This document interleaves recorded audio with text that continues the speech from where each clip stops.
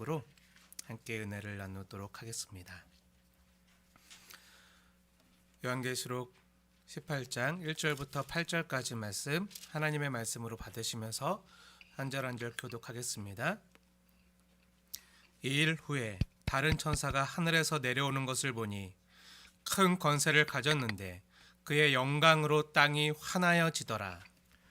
큰 음성으로 외쳐 이르되 무너졌도다 무너졌도다 큰 성 바벨론이여, 귀신의 처소와 각종 더러운 영이 모이는 곳과 각종 더럽고 가증한 새들이 모이는 곳이 되었도다.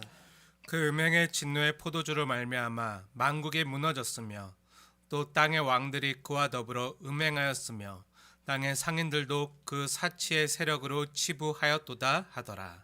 또 내가 들으니 하늘로부터 다른 음성이 나서 이르되 내 백성아 거기서 나와 그의 죄에 참여하지 말고 그가 받을 재앙들을 받지 말라.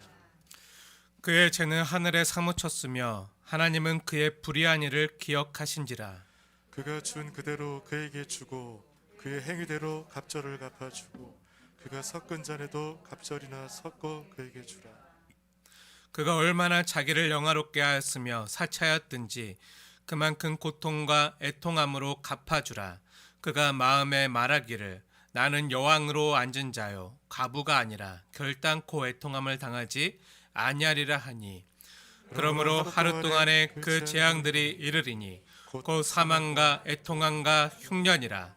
그가 또한 불에 살라지리니 그를 심판하시는 주 하나님은 강하신 자임이시니라. 아멘. 아멘. 네, 하나님께로 나오라 라는 말씀으로 은혜를 나누겠습니다. 오늘 우리가 함께 읽은 본문은요, 천사의 힘찬 외침으로 시작하고 있습니다. 뭐라고 천사가 외칩니까? 2절 말씀 함께 읽겠습니다. 시작. 힘찬 음성으로 외쳐 이르되 무너졌도다 무너졌도다 큰 성 바벨론이. 여기까지만 우선 볼게요. 천사의 힘찬 음성으로 큰 성 바벨론이 무너졌도다 무너졌도다 하는 선포가 들려옵니다. 큰 성 바벨론은 망하고 망했다는 확실한 심판의 선언이 들려오는 것이죠. 사도 요한이 이 선포를 들었을 때요, 로마 제국은요 최고 전성기를 누리던 때였어요. 박스 로마나 하면서 가장 강대한 그런 전성기를 누리던 때, 결코 무너질 것 같지 않고 영원히 견고해 보일 것 같은 그 큰 성, 그 로마 제국이요, 지금 하나님께서 힘센 천사의 소리를 통해서 무너졌도다 무너졌도다 하고 외치게 하는 소리를 듣는 거예요. 큰 성 바벨론 같은 로마는요 이때로부터 300년 후에 무너져요. 하지만 지금 천사가 큰 음성으로 외칠 때요, 과거 시제를 사용해서요, 앞으로 300년 후에 무너질 것이다 무너질 것이다가 아니라 뭐라고 하죠?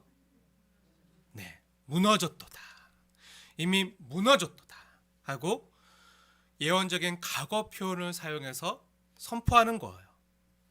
미래에 일어날 일인데 이미 완전히 무너져 내린 것처럼 과거 표현을 사용하는 것이죠. 하나님이 미래에 이루실 일이지만 바벨론의 멸망은요 이미 결정되어졌다 하고 선포하는 거예요. 반드시 망할 수밖에 없다는 하나님의 선포이고 확증입니다. 그럼 그 큰 성 바벨론이 어떻게 망했습니까? 8절 말씀 함께 읽겠습니다. 시작. 그러므로 하루 동안에 그 재앙들이 이르리니 곧 사망과 애통함과 흉년이라. 그가 또한 불에 살라지리니 그를 심판하시는 주 하나님은 강하신 자이심이라. 아멘. 네, 강하신 하나님의 심판으로 망했어요. 그런데 하나님의 심판이 큰 성 바벨론에 어떻게 나타났는지 아십니까? 지난주에 시간이 부족해서 17장 말씀을 끝까지 다 상고하지 못했지만요, 잠시 함께 17장으로 돌아가서 다시 한번 볼게요. 요한계시록 17장 후반부에 보시면 이 큰 음녀 바벨론이 심판당하는 모습을 보게 됩니다. 한번 17장 말씀 보세요. 네, 우리가 지난주에 7머리와 10뿔을 가진 짐승을 탄 음녀가 어린 양과 성도들과 함께 싸우는 모습을 봤잖아요. 네, 그 짐승과 음녀가 힘을 합쳐서 어린 양을 대적하고 성도들을 공격하지만 어린 양과 그 어린 양과 함께 있는 성도들이 이기는 모습을 보았어요. 근데 그 음녀 바벨론이요, 어떻게 망하는지 아십니까? 오늘 성경 본문에 어떻게 기록되어 있죠? 17장 16절 말씀을 한번 자세히 보세요. 16절 말씀 함께 읽겠습니다. 시작.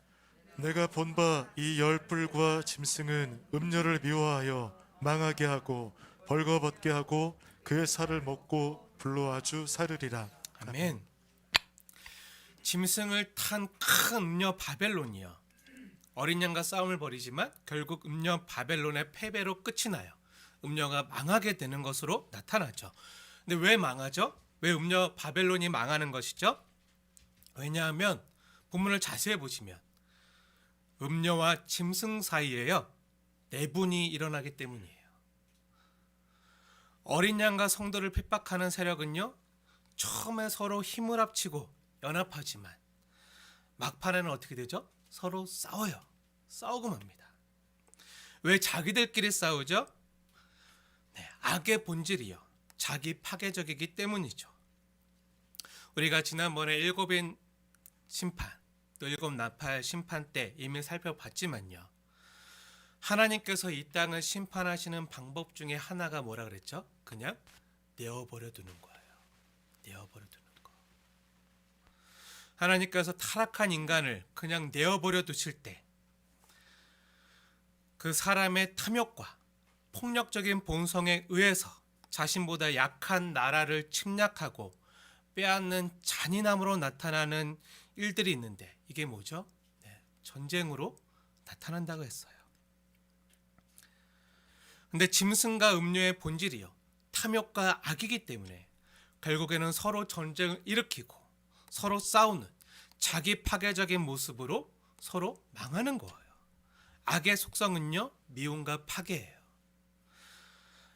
악은 다른 것보다 자기의 악 때문에 스스로 망하는 거예요. 스스로 망해요. 근데 16절에 이 열뿔과 짐승은요, 어떡하죠? 음녀를 미워해요. 음녀를 미워해서 이 음녀를 망하게 하고, 한때 어린 양을 대적할 때는 서로 힘을 합쳤지만 성경에도 보면 바리새인과 사두개인들이 맨날 싸우잖아요. 네, 요즘으로 말하면 바리새인은 여당이고 그 사두개인은 야당이라 할 수 있어요. 근데 맨날 싸워요. 맨날 싸워. 왜죠? 한쪽은 그 부활을 인정 안 해요. 한쪽은 지키려고 하고 보수지만 한쪽은 막 굉장히 진보적이고 막 부활도 인정 안 하고 막 개혁해야 된다, 뒤집어 엎어야 된다, 맨날 이래요. 그러니까 서로 막 기득권층끼리 막 맨날 싸우려고 하다 보니까 서로 맨날 치고받고 싸우고 하는데 언제 연합하죠? 예수 그리스도를 십자가에 못 박아 죽이려고 할 때 이 악의 세력들이 함께 연합해요. 연합해서 모두 힘을 합쳐서 사두개인이든 바리새인이든 제사장이든 일반 군중들이 함께 힘을 합쳐서 그리스도 십자가에 못 박아 죽여요. 하지만 어떻게 되죠? 다시 그 일이 끝나고 나면 서로 맨날 싸우는 거예요. 잠깐 동안은 연합하는 것 같지만 서로 자신의 이익과 탐욕을 위해서 서로 싸우기 때문에 저 세력을 짓누르고 억눌러야 내가 돋보이고 내가 강한 힘과 권력을 갖기 때문에 서로 싸우는 거예요. 이런 서로 파괴적인 모습으로 이 음녀 바벨론이요, 망하게 되는 것입니다. 한번 다시 자세히 보세요. 16절 말씀 자세히 보시면 이 열뿔과 짐승은요, 음녀를 미워해서 망하게 하고 벌거벗게 하고 그의 살을 먹고 불로 아주 사르는 모습으로 나오잖아요. 여러분 혹시 이 장면을 보면서 혹시 떠오르는 사람이 없으십니까? 네, 저는 이 구절을 보면서 구약 성경에 나오는 악한 음녀 왕비가 떠올랐어요. 오늘 계시록 18장 말씀에도 보면은 네, 7절 말씀 보면 뭐라고 하죠? 나는 여왕으로 앉은 자요, 과부가 아니라. 네. 혹시 구약 성경에 악한 여왕 혹시 기억나는 사람 있습니까?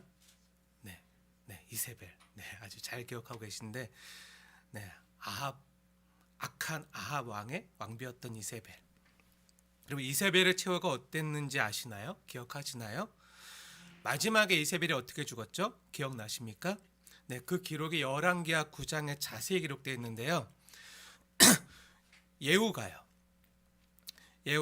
엘리사에게 기름 받고, 근데 예후도 악한 왕이었죠. 네, 우상 숭배하던 북이스라엘에서 네, 우상 숭배하던 악한 왕이었는데, 그 예후가 아합의 집 사람들을 치러 왔을 때 아합 왕의 그 가문을 완전히 멸하기 위해서 예후가 쳐들어왔어요.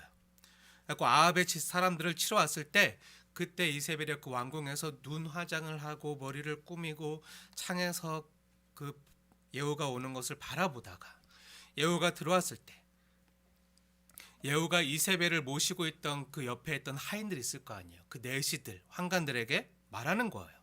너희가 이 이세벨을 내던지라. 누구 편할래? 하니까 그 내시들이 어떻게 했죠? 그 환관들이 그 왕비, 자기들이 지금까지 모시던 그 왕비 이세벨을 어떻게 했죠? 들어서 창 밖으로 내 던지는 거예요. 그 높은 왕궁에서 밖으로 내 던지는 거예요. 그래서 이세벨이 떨어져서 죽게 됩니다. 그때 짐승이 이 떨어져 죽은 이세벨의 그 몸을요 다 뜯어 먹어요. 다 뜯어 먹어서 옷이 발가벗겨지고, 그 성경에 뭐라고 기록되어 있죠? 두개골과 손과 발만 남기고, 머리랑 손 발만 남기고 다 짐승에게 그 살이 뜯어 먹히게 되는 거예요. 이렇게 이세벨이요 만천하에 수치스러운 심판을 당하는 장소가 혹시 어딘지 아시나요? 계시록에서 아마겟돈이라 불리는 그 이스라엘 평화예요. 거기서 이세벨이 최후를 맞이해요. 다시 계시록 18장으로 돌아오겠습니다. 그 큰 성 바벨론이 무너지자, 그 음녀 바벨론이 무너지자 그곳의 실상이 드러나게 되는데요. 적나라하게 드러나는데, 큰 성과 궁궐에서 호의호식하면서 절대로 무너질 것 같지 않았던 그 화려하고 견고해 보이던 그 큰 성이 무너지자 그 실상이 완전히 드러나게 되는데, 그 실상이 어떠했죠? 18장 2절 중간에 보시면요, 큰 성 바벨론이에요. 귀신의 처소와 각종 더러운 영이 모이는 곳과 각종 더럽고 가증한 새들이 모이는 곳이 되었도다 라고 성경은 선포해주고 있어요. 그 바벨론의 실상이요 적나라하게 드러나고 있는 것이죠. 겉으로는 화려하고 세련돼 보이는 그런 외형을 지녔지만요, 뭐 스카이캐슬 같이, 타워 팰리스 같이 엄청나게 화려하고 부러워하고 세련된 모습이었지만 속은 어떻다고요? 네, 귀신의 처소였어요. 온갖 더러운 영들의 집합소였어요. 큰 성 바벨론의 외벽이 무너지니까 비로소 그 안에 베일이 밝혀지는데요, 온갖 추하고 가증한 것들이 낱낱이 드러나는 거죠. 이 땅의 모든 사람이 부러워하는 돈이 모이고 권력이 모이는 곳의 그 이면이 어떤지 드러내주고 있는 거예요. 그걸 잘 표현한 영화가 있죠. 내부자들이라는 영화. 네, 좋은 영화는 아니지만 네, 그런 그 더러운 속에 그 권력과 돈이 모이는 곳에 있는 그 내부의 모습을 잘 드러내주는 그런 영화 중에 하나이기도 한데요.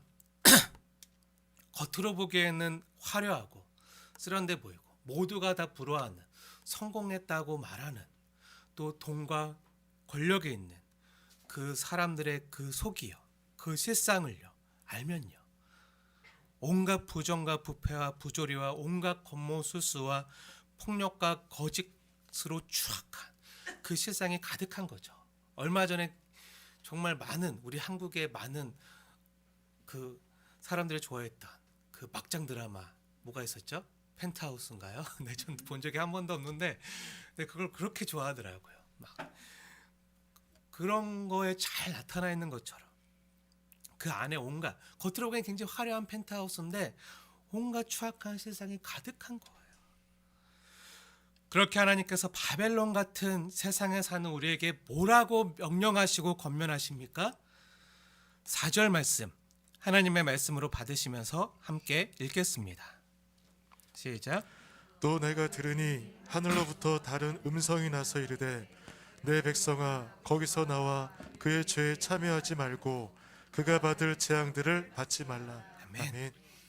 내 백성아 거기서 나와 그의 죄에 참여하지 말고 그가 받을 재앙들을 받지 말라.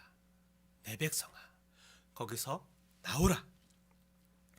오늘 우리가 함께 상고할 말씀의 핵심인데요. 오늘 말씀의 제목이 여기서 나왔어요. 처음에는 주보에 설교 제목을 이렇게 기록할 때 내 백성아 거기서 나오라 라고 기록했는데, 거기서 나오는 것으로 그치면 안 되겠다는 그 마음의 감동이 들어서 하나님께로 나오라로 바꾸었어요. 수동적으로 죄에 참여하지 않는 정도가 아니라 이제 적극적으로 하나님이 기뻐하시는 일에 동참하고 성도와 교회가 되어지는 것이, 하나님이 기뻐하는 일에 동참하는 것이 하나님이 원하시는 오늘 이 말씀을 주신 하나님의 본심과 진심임이 느껴져서 제목을 하나님께로 나오라로 바꾸었습니다. 우리가 잘 알다시피 회심이 뭐죠? 죄에서 돌이켜서 하나님께로 나아가는 거잖아요. 회심이 단순히 죄 안 짓는 게 아니에요. 죄에서 돌이키는 것만이 아니에요. 후회하는 것만이 아니에요. 이제 적극적으로 하나님께 나아가는 게 회심이에요. 그 전에는 하나님에 대해서 반응하지도 못하고 인식하지도 못하고 하나님의 영광과 기쁨을 위해서 살려고 하는 마음이 부족하고 없었는데, 이제는 회심하니까 나의 죄가 너무 추악하고 더럽고 부끄럽고 또 죄가 미워지고 하는 것뿐만 아니라 이제 적극적으로 하나님 기뻐하시는 의를 위해서 살아가는 삶을 사는 것이 회심입니다. 하나님께서 우리에게 요구하시고 요청하시는 것은요, 단순히 죄 안 짓고 벌 안 받는 정도가 아니에요. 재앙을 피하는 정도가 아니에요. 그럼 뭐죠? 적극적으로요, 하나님께 대하여는 살아있는 자로 반응하고 하나님이 기뻐하는 일을 하는 것이죠. 이것 성경은 뭐라고 표현하죠? 로마서에서요, 로마서 6장 13절에 이렇게 말씀하고 있는데요, 제가 읽어드리겠습니다. 또한 너의 지체를 불의의 무기로 죄에게 내어주지 말고 오직 너희 자신을 죽은 자 가운데서 다시 살아난 자 같이 하나님께 드리며 너의 지체를 의의 무기로 하나님께 드리라. 이렇게 우리에게 권면해주고 계세요. 죄의 병기가 아니라 이제는 의의 병기로 하나님께 드리라는 것이죠. 오늘 계시록 18장 4절의 말씀과 같은 표현이에요.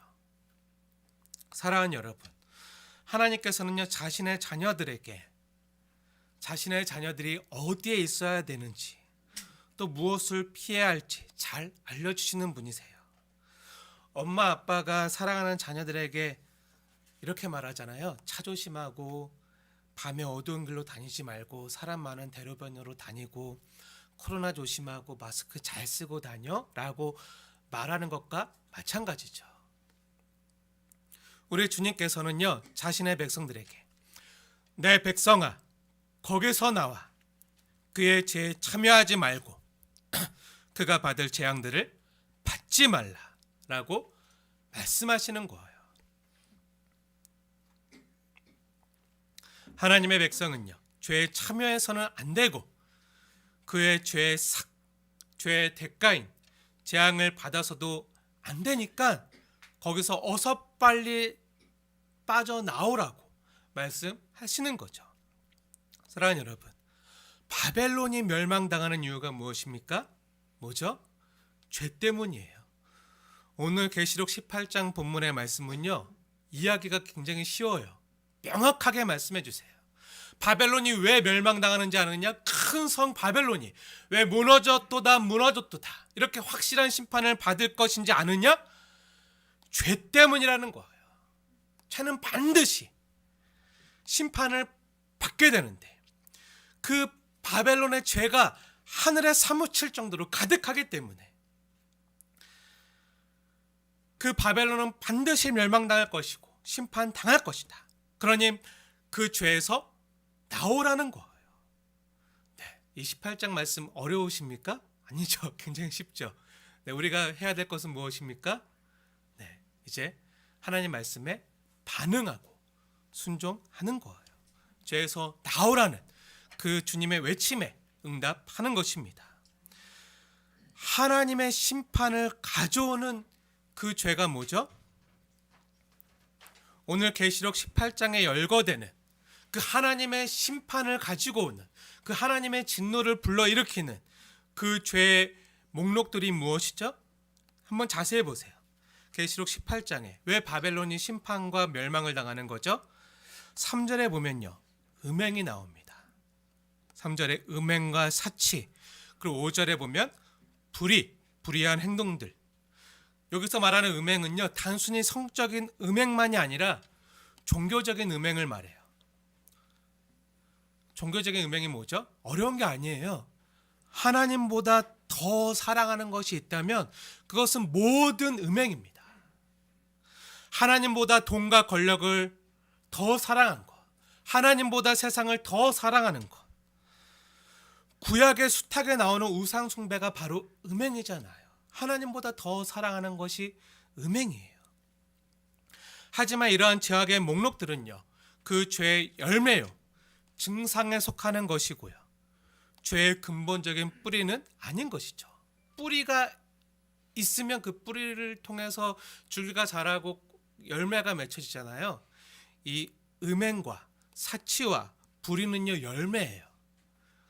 그것을 가지고 오는 근본적인 죄의 뿌리가 뭐죠?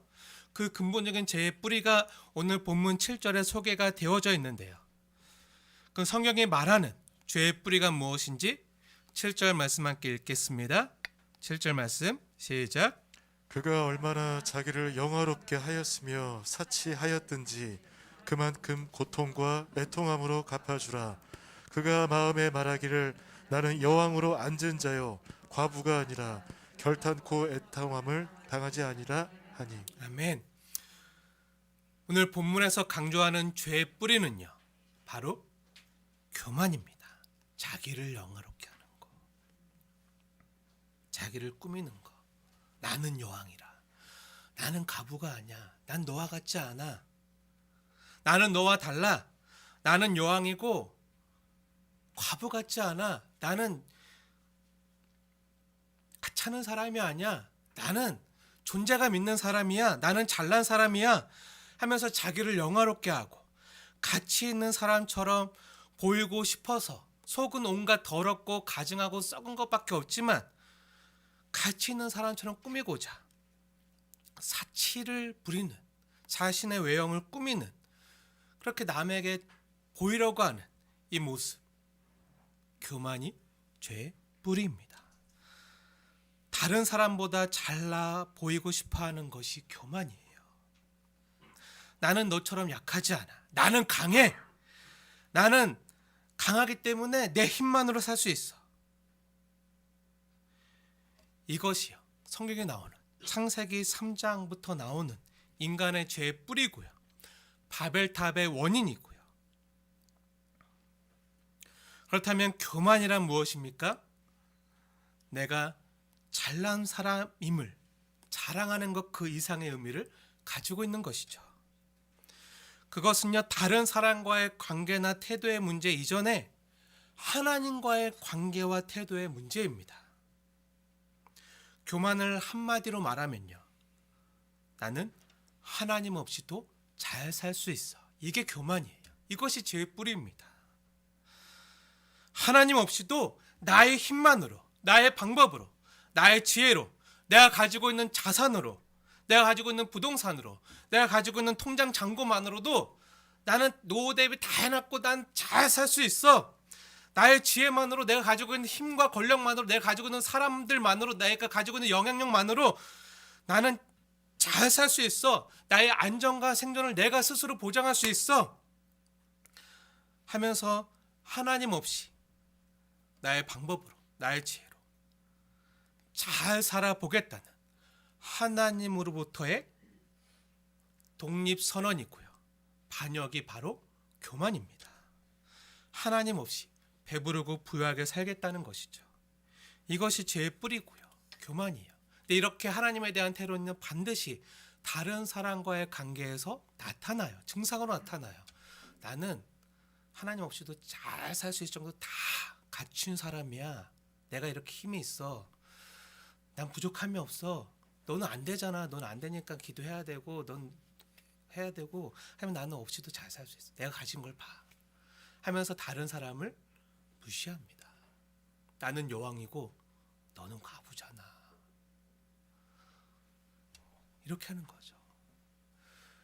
많이 가진 사람들 보면요, 가난한 사람들을 무시하거나 하찮게 여길 때, 아, 저 사람은 게을러서 그래. 게을러서 노력하지 않아서 그래서 가난한 거야.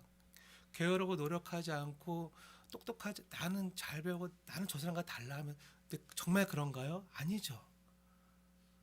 그럴 수도 있지만 사회적인 구조가 어그러지고 기득권층과 가진 자들을 위해서 또 그 사람들 가지고 있는 지혜로, 지식으로 그 법을 잘 요리조리 피해 나가면서 법을 악용해서요, 자신의 부를 극대화하고 또 그 법을 통해서 약한 사람들을 억누르고 착취하고, 그렇게 함으로 자신의 것을 더 부풀리면서 가난한 사람들을, 저 사람은 게을러서 그래, 구제불능의 사람들이야, 저 사람들은 안 되는 사람들이고 나는 여왕이야, 나는 왕이야 하면서 남과 비교하는 것이죠. 단순히 사람과의 문제가 아니라 하나님과의 태도가 잘못되었기 때문에, 교만하기 때문에 나타나는 증상들입니다. 풍성하신 하나님과 분리되어 사는 삶에는요, 반드시 결핍과 한계가 존재하기 때문에, 하나님이 공급해 주지 않으니까 어떡하죠? 자기 스스로 그것을 얻어야 돼요. 그러다 보니까 풍성하신 하나님께로부터 나오는 것이 아니기 때문에 반드시 그 삶에는요, 결핍과 한계가 존재해요. 근데 그 한계에서 오는 결핍을 자신의 힘과 능력으로 채우고자 하기 때문에, 그래서 어떻게 하죠? 죄로 인해 타락한 세상의 자원은 한정되어 있어요. 그 한정된 자원 안에서 결핍을 해결하기 위해서는 어떻게 하죠? 파이가 한정되어 있는데 내가 더 많이, 저 사람보다 더 많은 그 피자 조각 파이를 먹으려면 어떻게 하죠? 다른 사람이 못 먹게 해야죠. 다른 사람이 못 먹게 하기 위해서는 다른 사람의 것을 빼앗아 내가 먹는 거예요. 내가 취하는 거죠. 한정된 자원에서 다른 사람의 것을 빼앗아서라도 나의 자원과 안전을 늘리려는 삶의 방식을 취하는 것이 바벨론의 방식이에요. 용과 짐승의 방법이에요. 그래서 하나님을 떠난 세상 역시 힘을 추구하고요, 권력을 추구하고요, 돈을 추구하는 거예요. 그래서 힘과 권력이 지배하는 적자 생존과 양육 강식의 장이 되어버리는 것이죠. 정말 짐승 같은 그런 일들이 난무하는 그런 세상이 되어버리는 거예요. 그리고 하나님을 떠나서 하나님 없이 살려 하기 때문에 채워지지 않는 영혼의 빈자리가 있잖아요. 사람의 영혼은요, 영원한 것으로만 채워지는데 이 땅의 것으로는요 채워지지가 않아요. 잠시 잠깐 갈증을 해결할 수 있는 것처럼 느껴질지 모르겠지만 바닷물을 마시면 더 갈증나는 것처럼 영혼의 빈자리를 하나님으로 못 채우니까, 이 땅의 것으로 채우려고 하다 보니까 어떻게 하죠? 쾌락을 추구하는 거예요. 쾌락이나 사치나 세상 만족으로 채우려고 하는 것이죠. 이러한 죄로 인한 사망의 증상들이요, 이 바벨론 같은 세상에 어떻게 나타나죠? 갈등과 불의와 착취와 압제와 쾌락과 사치로 나타나는 거예요. 그래서 겉은 보기 화려한데 그 안을 보니까 온갖 더러운 것과 가증한 것과 냄새나는 것으로 가득 차 있는 거예요. 그러니 주님께서 우리에게 뭐라고 말씀하시죠? 이와 같은 삶에서 돌이켜서 죄에 참여하지 말고 거기서 나오라는 거예요. 하지만 여기서 하나님께서 자신의 백성들에게 말씀하시는 것이 무엇인지 잘 유념할 필요가 있습니다. 하나님께서 말씀하시는 것은요, 바벨론의 죄에 참여하지 말고 죄로 인한 재앙을 받지 말라는 거예요. 성경은 지금 하나님의 백성들에게 바벨론의 죄를 피하라고 하는 것이지 바벨론에서 살지 말라고 말씀하시지는 않는다는 거예요. 잘 구분하셔야 됩니다. 우리가 매주 수요일마다 바벨론 제국 밑에서 살았던 성도와 교회된 사람들의 이야기를 매주 듣고 있잖아요. 다니엘과 세 친구들, 그 악한 바벨론 제국 밑에서 성도와 교회로 살았던 사람들에 대한 이야기를 수요일마다 나누고 있잖아요. 다니엘서에서도요, 하나님의 백성들이 바벨론 제국의 영향 아래서 살아갔어요. 하지만 다니엘과 세 친구는요, 죄에 참여하지 않았어요.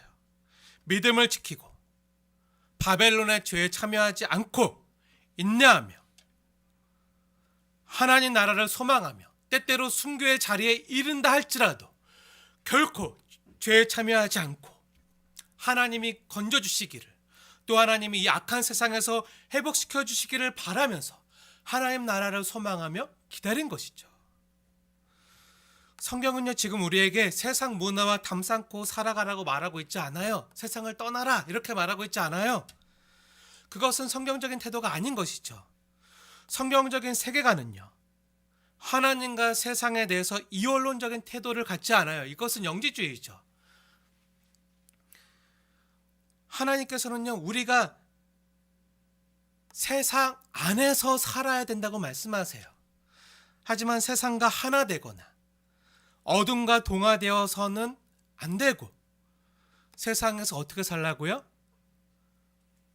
소금과 빛으로 살아가라고. 세상과 하나 되어서는 안 됩니다. 어둠에 동화되어서도 안 됩니다. 하지만 여전히 세상 속에 우리를 남겨두고 계세요. 세상 속에서 빛과 소금으로 살아야 되는 사명을 주의 몸된 교회와 성도가 가지고 있기 때문이죠. 그래서 하나님의 교회들은요, 절처럼 하나님께서 절처럼 교회를 산에 두지 않으시고 어디에 두셨죠? 마을에 두셨어요. 그래야 세상을 구할 수 있기 때문이죠. 우리가 때때로는 나는 자연이다. 네, 제가 정말 유일하게 보는 프로그램 중에 하나인데요. 나는 자연이다에 나오는 사람들을 보면서 나도 저렇게 살고 싶다. 자연에서 자연과 버타면서 그런 로망을 때때로 품고 살아간다고 해도요, 완전히 세상을 벗어나 살아갈 수가 없어요. 하나님 그걸 원하지 않으세요. 그러나 음녀 바벨론이 주는 세속적이고 더러운 세상의 가치관에서는 벗어나서 살 수가 있습니다. 이러한 세속적인 바벨론의 가치관에서 떠나야지만 진정한 믿음의 길이 시작되는 것이죠. 그게 좁은 길이에요. 어린 양을 따르는 길.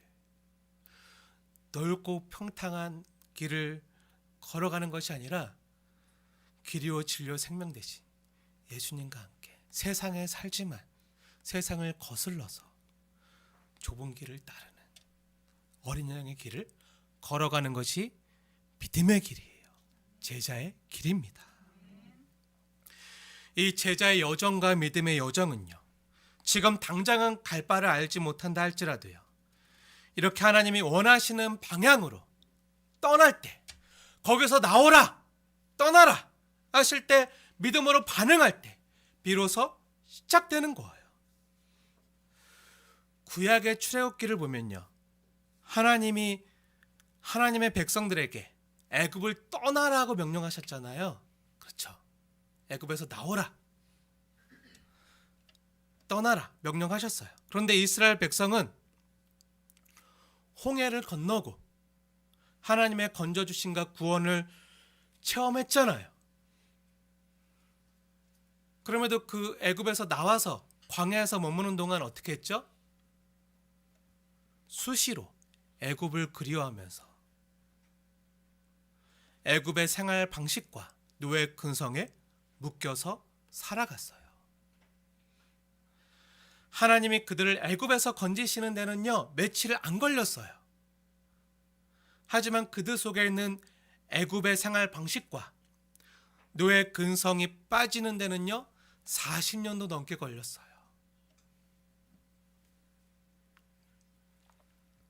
얼마 전에 노예 어느 목사님을 만나서 함께 교제를 나눴는데요.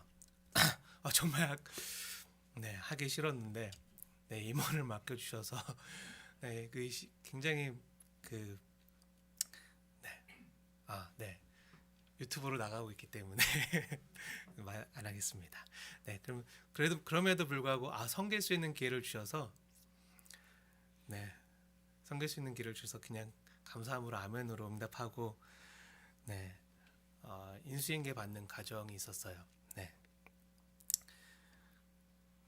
그 노예 어느 목사님하고 만나서 함께 교제를 하는데 그 인수인계를 해주면서 그 목사님이 저에게 이렇게 말씀하시는 거예요.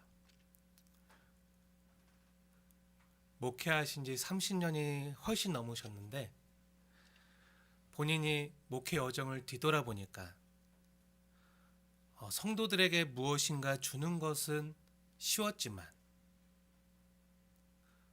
성도들에게 있는 무언가를 빼는 것은 굉장히 쉽지 않고 어려웠다라고 말씀하시는 거예요. 무슨 말이죠? 쉽게 풀어드리면 이런 거예요. 성도님들에게 진리를 전해주는 것은요, 고될지라도 기쁘고 즐거웠지만요, 성도님들 안에 있는 자아나 죄성이나 세상적인 가치관을 빼내는 것은요, 정말 쉽지 않고요, 사람의 힘으로 안 된다는 고백을 하셨어요. 개척 4년차 된 새내기 목회자에게 주는 선배 목사님의 말씀인지라 마음에 새기면서 듣고 있었는데요. 개척 4주년을 축하해 주시더라고요. 그래서 이제 4년 됐지, 앞으로 갈 길이 많은데 하면서 이제 본인의 30년 목회 여정을 이제 들려주시는 거예요. 정말 마음에 새겨들었어요. 정말 공감이 많이 되는 말씀이었어요. 말씀을 연구하고 진리를 전해주는 것은요, 저도 때때로 고되고 힘들지만요, 굉장히 기쁘고 즐거워요. 감사해요. 그 말씀의 수종자로 성도님들을 섬길 수 있어서 얼마나 영광스럽고 감사한지 몰라요. 고될지라도 즐거움이 훨씬 더 커요. 하지만 사람을 변화시키고 하나님의 사람으로 돌이키게 하는 것은요, 정말 쉽지 않구나. 짧은 시간 목회를 경험했지만요, 30년이 아니라 이제 4년밖에 안 됐지만 저 역시 매주 매일 체험하고 있는 거거든요. 다른 사람 말할 것도 없어요. 우리 성도님들은 저보다 훨씬 훌륭하신 분들이 많기 때문에 성도님들 얘기하는 게 아니라 제 자신만 보더라도요, 매일 말씀 연구하고 기도하지만 정말 제 안에 있는 죄성이나 자아를 죽이기가 왜 이렇게 어렵고 힘든지 정말 쉽지 않거든요. 사람의 힘으로 안 되는 것이죠. 그래서 사람의 능력이나 힘으로 안 되고요, 오직 성령님의 도우심으로, 성령의 능력으로만 되는 것임을 알고 무릎 꿇지 않으면요, 안 되는 거예요.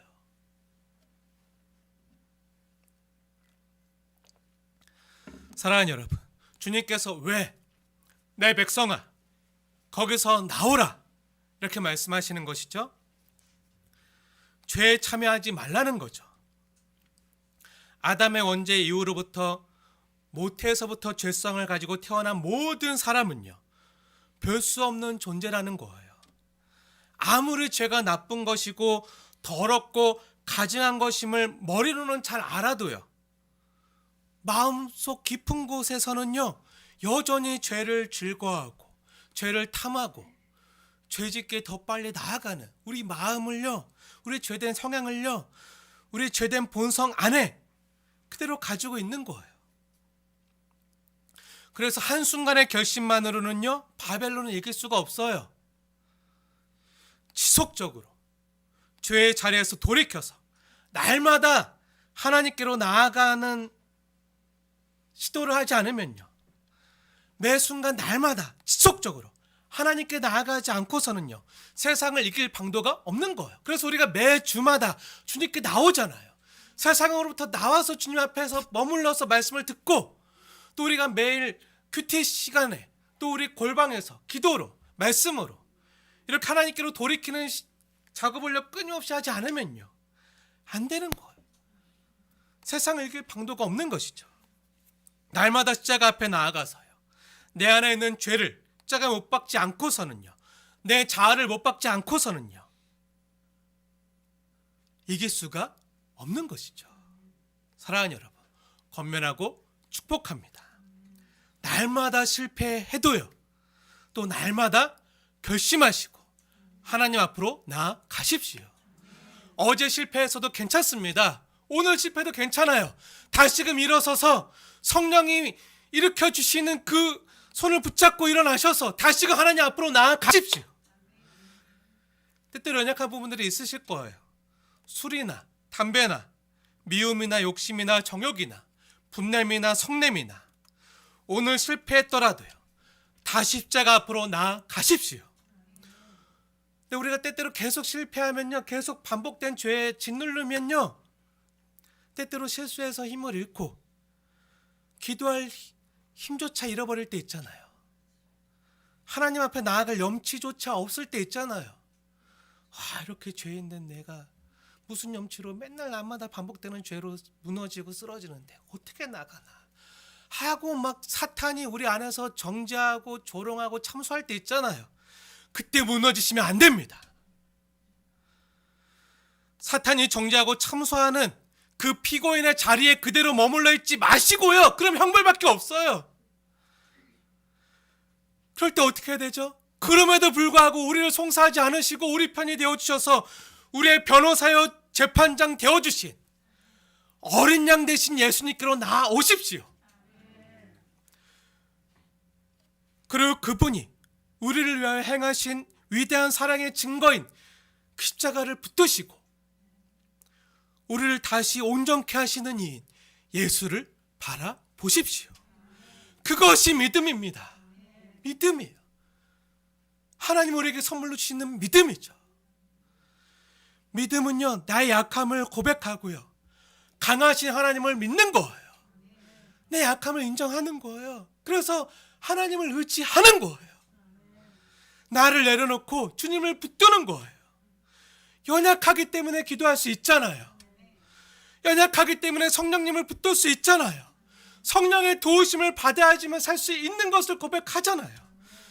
그렇게 성령님의 도우심을 받아서 십자가 앞으로 나아가는 것, 그것이 믿음입니다. 이 믿음은요, 날마다 일어나야 돼요. 매 시간마다 거기서 나와 하나님께로 나오라. 이 반응이요, 믿음이에요. 얼마 전 예전 20대 때 청년 시절에 노트에 써놓았던 글귀를 우연히 발견했어요. 그걸 예전에 우리 최리 선생님이나 진영 선생님, 교사 선생님들에게도 함께 나눴던 기억이 있는데, 그 문구를 우연히 발견해서 그 문구를 다시 읽으면서 제 자신이 많이 부끄럽더라고요. 내가 다시금 20대만도 못하니 40대 중년아 막 다시 청년으로 돌아가야겠다 하는 마음을 다시 새겼는데, 그 문구를 잠깐 소개해 드릴게요. 노트에 써 있는 문구입니다.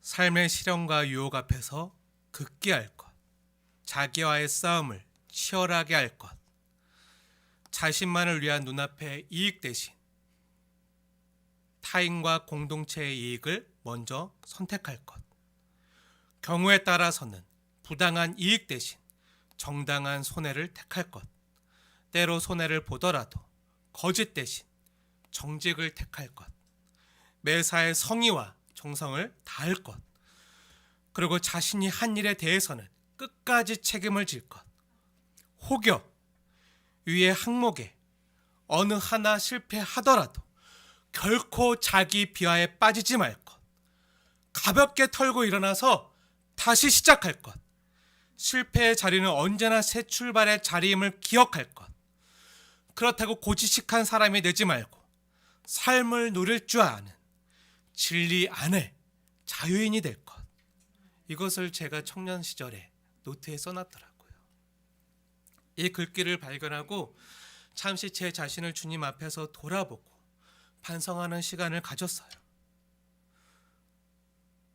그리고 내가 20대 청년 시절에 써놨던 글귀대로 자기 비하에 빠지지 말고 자기 정죄감에 빠지지 말고 다시 시작하기로, 다시 일어나기로 다짐했어요.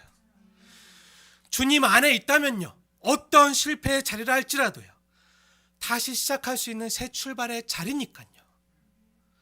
사랑하는 여러분, 십자가가 무엇입니까?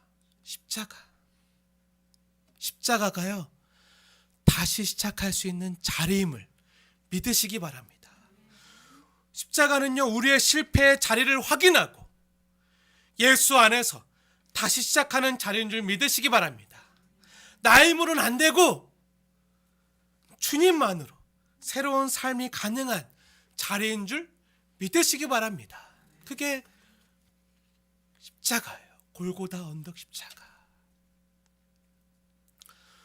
오늘 본문의 간곡한 음성을 들으십시오. 거기서 나오라. 죄에 참여하지 말라. 그리고 즉각 반응하십시오. 하늘의 음성에 순종하십시오. 내 백성아 회개하라. 그리고 주께로 돌이키라. 왜 주님께서 이렇게 말씀하시는 것입니까? 죄의 삭은요, 죄의 결과는요, 멸망이기 때문입니다. 하지만 예수 안에는요, 영생과 구원이 있습니다. 영생과 구원으로 나오십시오. 주님께서 우리를 초대하고 계신 거예요. 기쁨과 즐거움으로 초대하고 계신 거예요. 그 멸망의 자리에서 기쁨과 축제의 자리로, 잔치의 자리로 나오라고 초대하시는 거예요. 근데 이것은요, 나의 힘으로 얻을 수 없어요. 나의 힘으로 안 돼요. 예수 안에서만, 성령의 도우심으로만 얻을 수 있는 줄 믿으시기 바랍니다. 예수께서 우리를 자기 백성 삼아 주셨어요. 그 증거가 뭐죠? 주님께서 뭐라고 말씀하시죠? 내 백성이라 말씀하시잖아요. 이 남의 백성아 하지 않으시잖아요. 내 백성아, 거기서 나오라. 그게 증거예요. 하나님 우리를 사랑하신다는 증거예요. 우리가 얼마나 무너지고 실패하고 우리가 어떤 추악하고 더러운 자리에 있다 할지라도요, 주님은 포기하지 않으신다는 거예요. 내 백성아, 내 자녀야, 거기서 제발 나오라. 우리를 자기 백성 삼아 주셨어요. 자기 자녀 삼아 주셨어요. 우리를 결코 포기하지 않으시겠다고 약속해 주셨어요. 그래서 오늘도 말씀하시는 겁니다. 내 백성아, 거기서 나오라. 왜 내 백성이라고 하십니까? 자기 백성, 자기 자녀 삼아 주셨다는 증거예요. 이렇게 추하고 더럽고 가증한 우리지만요, 그럼에도 우리를 죄에서 건지시기 위하여 내 대신 십자가 지시고 죽으실 만큼 사랑해 주셨다는 거예요. 그 주님이요, 저와 여러분에게 오늘도 내 백성이라고, 내 사랑하는 자녀라고 말씀하십니다. 그리고 요청하십니다. 거기서 나오라. 바벨론의 죄에 참여하지 말라. 그 주님의 음성 앞에요, 이제 저와 여러분이 반응하고 응답할 차례입니다. 사랑하는 여러분, 여러분 안에 무너져 내릴 바벨론과 같이 더럽고 가증하고 냄새나는 것들이 있습니까?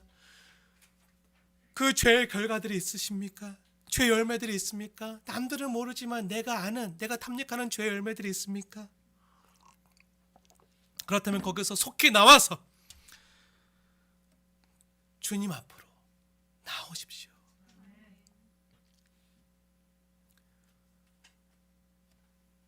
주님 앞에서요. 우리의 새로운 처소를 지어주시는 성령님께 그 바벨론의 그 자리를 철거해달라고 요청하십시오. 마치 이런 것을 한번 생각해 보세요. 다 무너져가고 곧 썩어져서 금방이라도 무너져 내릴 것 같은 붕괴 직전의 건물이 만약에 있다고 한번 생각해 보세요. 거기에 그대로 살다가는 어떻게 되죠? 이제 곧 있으면 엄청난 싱크홀이 나타나는데 바닥이 다 텅텅 비고 허무하고 그리고 그 안에는 온갖 더럽고 썩어지고 골조도 약하고 그대로 있다가 어떻게 되죠? 죽는 거예요. 망하는 거예요. 건물이 무너질 때 같이 무너지는 거예요. 그럼 어떻게 되죠? 빨리 나와야 돼요. 근데 다행히 주님의 은혜로 나왔다고 생각해 보세요. 다행히 목숨을 건졌어요. 은혜로 나왔어요. 그 건물은 폭삭 무너지고 그 무너진 폐허에는요 잡초만 무성해지고 있어요. 들짐승들만 고양이랑 들개들만 왔다 갔다 하면서 까마귀랑 새들만 날아들고 있어요.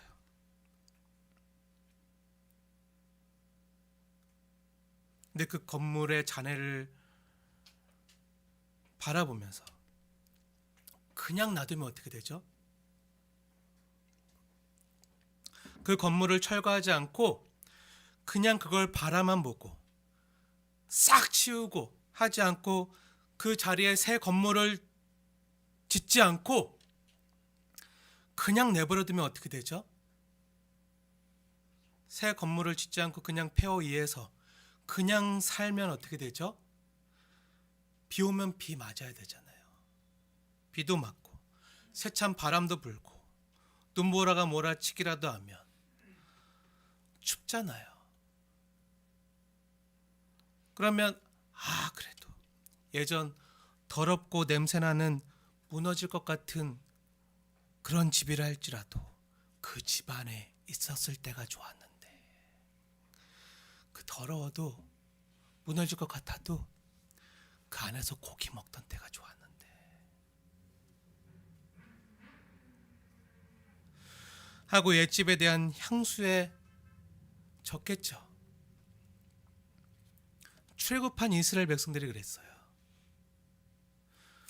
그래도 그때 애굽에서 노예 살았지만 그래도 그때는 고기랑 야채를 먹을 수 있었는데 하고 향수에 젖는 것이죠. 옛날이요. 옛날이요 하면서 네. 주님이 건져주시고 자유를 주셨음에도 주신 자유로 뭐라는 거죠? 불평과 원망을 노래하는 거죠. 그럼 다시 그러한 죄의 상태로 돌아가지 않으려면 어떻게 해야 되죠? 사실 다음 주에 더 깊이 다룰 내용이지만요. 미리 먼저 말씀을 드린다면요. 20절 말씀을 주목해 보세요. 20절. 그 빈 자리를 다른 것으로 채워야 돼요. 나오는 것으로 그치지 말고 20절 말씀. 기쁨과 즐거움으로 채워야 돼요. 2절 말씀 제가 읽어드리겠습니다. 하늘과 성도들과 사도들과 선지자들아 그로 말미암아 즐거워하라. 그가 누구죠? 그리스도죠. 주님으로 말미암아 즐거워해야지 다시 돌아가지 않을 수 있는 거예요.